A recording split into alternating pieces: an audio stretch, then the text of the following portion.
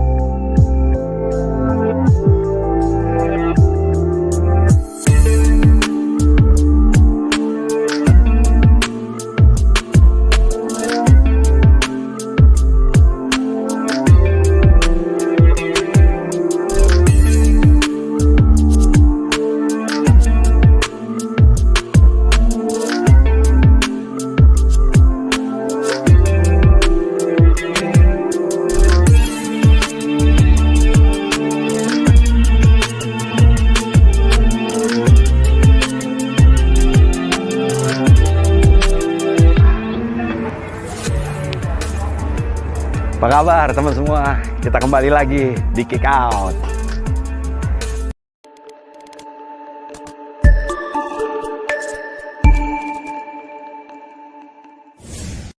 Sobat, sekarang gue lagi di Toko Merah, wilayah Kota Tua, Jakarta.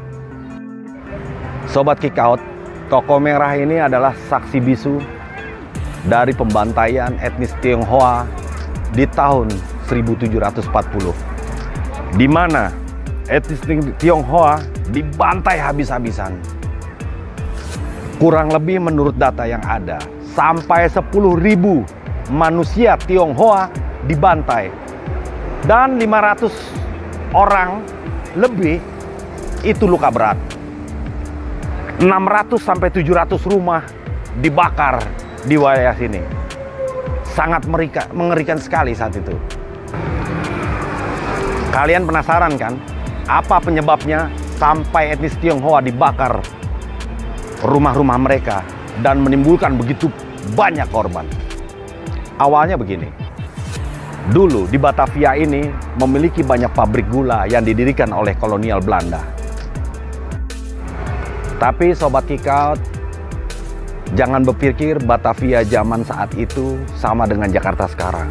Karena Batavia dulu itu hanya Kota Tua ini aja, dan sebelah sana itu wilayah Glodok, itu dibatas oleh tembok yang sangat besar dan mengelilingi Kota Tua ini untuk batas-batasnya. Penyebabnya, pabrik-pabrik gula di sini membutuhkan karyawan. Nah, karena etnis Tionghoa ini berpengalaman dalam bekerja di pabrik gula, jadi Belanda mengimpor manusia-manusia Tionghoa untuk bekerja di pabrik mereka.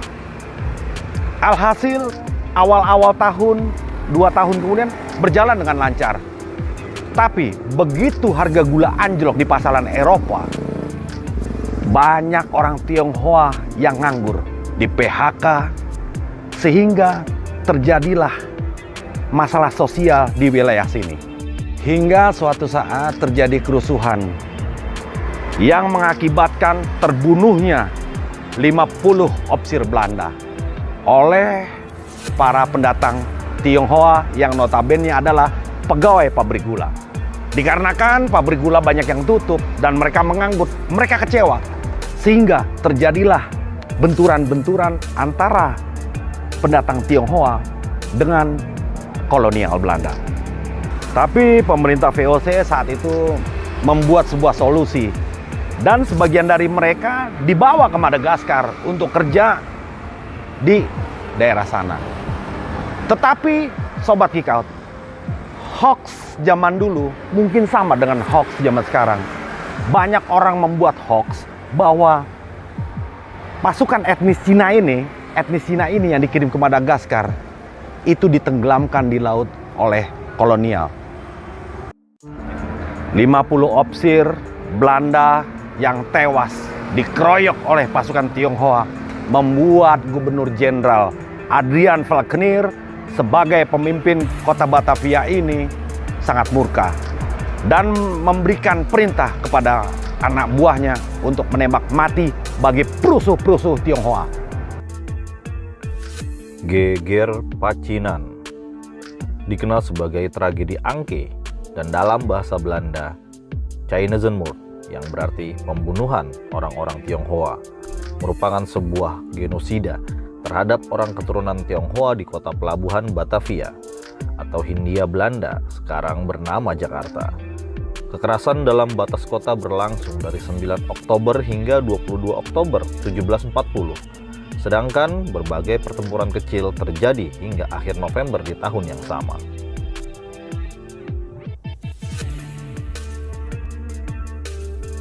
Pada periode awal kolonisasi Hindia Belanda oleh Belanda, banyak orang keturunan Tionghoa dijadikan tukang dalam pembangunan kota Batavia di pesisir barat laut Pulau Jawa. Mereka juga bertugas sebagai pedagang, buruh di pabrik gula, serta pemilik toko. Perdagangan antara Hindia Belanda dan Tiongkok yang berpusat di Batavia menguatkan ekonomi dan meningkatkan imigrasi orang Tionghoa ke Jawa. Jumlah orang Tionghoa di Batavia meningkat pesat, sehingga pada tahun 1740 ada lebih dari 10.000 orang. Ribuan lagi tinggal di luar batas kota. Pemerintah kolonial Belanda mewajibkan mereka membawa surat identifikasi, dan orang yang tidak mempunyai surat tersebut dipulangkan ke Tiongkok. Kebijakan deportasi ini diketatkan pada dasawarsa 1730-an setelah pecahnya epidemik malaria yang membunuh ribuan orang, termasuk Gubernur Jenderal Dirk van Cloon. Epidemik ini diikuti oleh meningkatnya rasa curiga dan dendam terhadap etnis Tionghoa yang jumlahnya semakin banyak dan kekayaan yang semakin menonjol. Akibatnya, Komisaris Urusan Orang Pribumi Roy Ferdinand di bawah perintah Gubernur Jenderal Adrian Falkenir memutuskan pada tanggal 25 Juli 1740 bahwa warga keturunan Tionghoa yang mencurigakan akan dideportasi ke Ceylon atau kini bernama Sri Lanka dan dipaksa menjadi petani kayu manis. Warga keturunan Tionghoa yang kaya diperas penguasa Belanda yang mengancam mereka dengan cara deportasi. Ada pula desas-desus bahwa orang yang dikirimkan ke Ceylon tidak pernah sampai ke sana, tetapi justru dibuang ke laut, atau bahwa mereka mati saat membuat kerusuhan di kapal. Ancaman deportasi ini membuat orang Tionghoa resah, dan banyak buruh Tionghoa meninggalkan pekerjaan mereka. Sementara penduduk pribumi di Batavia menjadi semakin curiga terhadap orang-orang Tionghoa. Masalah ekonomi ikut berperan. Sebagian besar penduduk pribumi miskin dan beranggapan bahwa orang Tionghoa tinggal di daerah-daerah terkemuka dan sejahtera. Padahal, keadaan sebenarnya lebih rumit. Banyak orang Tionghoa miskin yang tinggal di sekitar Batavia merupakan buruh di pabrik gula yang merasa dimanfaatkan oleh para pembesar Belanda dan Tionghoa. Orang Tionghoa yang kaya memiliki pabrik dan menjadi semakin kaya dengan mengurus perdagangan. Mereka mendapat penghasilan dari pembuatan dan distribusi arak, sebuah minuman keras yang dibuat dari molase dan beras. Namun, penguasa Belanda yang menentukan harga gula ini juga menyebabkan keresahan sebagai akibat penurunan harga gula di pasar dunia yang disebabkan kenaikan jumlah ekspor ke Eropa. Industri gula di Hindia Belanda merugi. Hingga tahun 1740, harga gula di pasar global sudah separuh dari harga pada tahun 1720. Karena gula menjadi salah satu ekspor utama Hindia Belanda, negara jajahan itu mengalami kesulitan finansial. Pada awalnya, beberapa anggota Dewan Hindia beranggapan bahwa orang Tionghoa tidak mungkin menyerang Batavia, dan kebijakan yang lebih tegas mengatur orang Tionghoa ditentang oleh fraksi yang dipimpin mantan Gubernur Sri Lanka Gustav Willem Baron van Imhoff yang kembali ke Batavia pada tahun 1738. Namun, orang keturunan Tionghoa tiba di luar batas kota Batavia dari berbagai kampung, dan pada tanggal 26 September, Valkenir memanggil para anggota dewan untuk pertemuan darurat. Pada pertemuan tersebut, Valkenir memerintahkan agar kerusuhan yang dipicu oleh orang Tionghoa dapat ditanggapi dengan kekuatan yang mematikan. Kebijakan ini terus ditentang oleh fraksi Van Imhoff. Beberapa sejarawan berpendapat bahwa ketegangan antara kedua fraksi politik ini ikut berperan dalam pembantaian. Setelah berbagai kelompok buruh pabrik gula keturunan Tionghoa memberontak dengan menggunakan senjata yang dibuat sendiri untuk menjarah dan membakar pabrik, ratusan orang Tionghoa yang dipimpin oleh Kapitan Cina Ni Hukong membunuh 50 pasukan Belanda di Meester Cornelis atau kini Jatinegara dan Tanah Abang pada tanggal 7 Oktober. Untuk menanggapi serangan ini, pemimpin Belanda mengirim 1.800 pasukan tetap yang ditemani milisi dan 11 batalion wajib militer untuk menghentikan pemberontakan. Mereka melaksanakan jam malam dan membatalkan perayaan Tionghoa yang sudah dijadwalkan.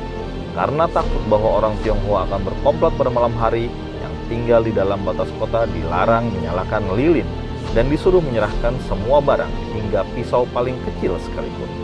Pada hari berikutnya, pasukan Belanda berhasil menangkis suatu serangan dari hampir 10.000 orang Tionghoa yang dipimpin oleh kelompok dari Tangerang dan Bekasi. Mungkin Anda bertanya-tanya, kemanakah para penduduk pribumi saat itu? Begini Sobat KitKat, Belanda mengambil etnis Tionghoa untuk dipekerjakan di pabrik gula karena etnis Tionghoa ini adalah memang bekerja di pabrik gula di negaranya. Sedangkan warga pribumi itu tidak ngerti sama sekali tentang pengolahan gula. Disitulah sebabnya Belanda tidak memakai pribumi untuk kerja di pabrik. Terjadilah kesenjangan sosial saat itu antara pribumi, Tionghoa, dan kolonial. Geger pecinan ini di saat tahun 1740 sangat luar biasa mengerikan. Sehingga Kali Angke yang ada di depan saya ini merah, berisi darah semua. Sehingga rakyat atau masyarakat setempat menyebutnya juga sebagai tragedi Angke.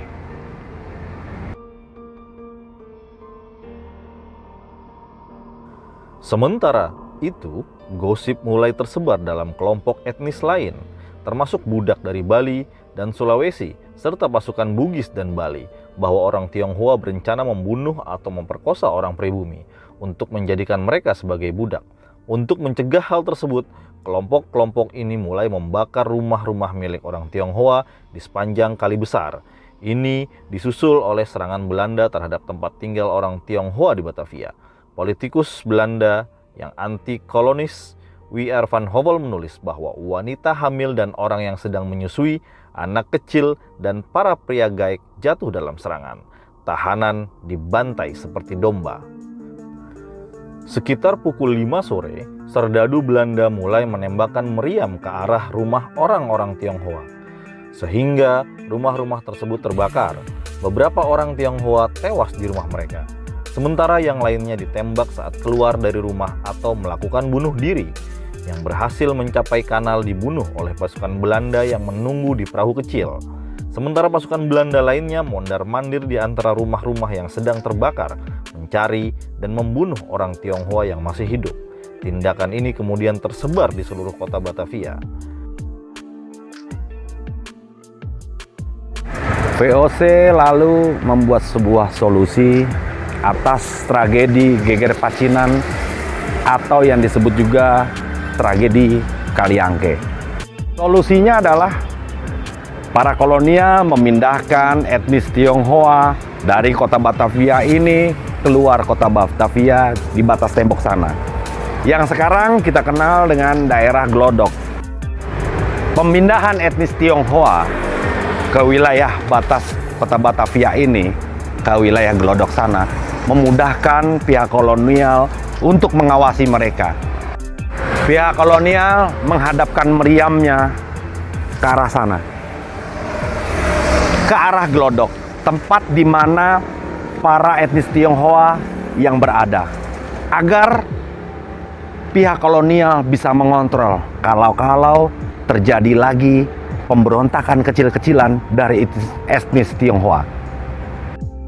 Sobat Kikout, kalian pasti ingin tahu kelanjutan cerita bersejarah dan berdarah ini? Tunggu aja kelanjutannya di episode berikutnya. Jangan lupa klik subscribe, bunyikan loncengnya. Salam Kikout.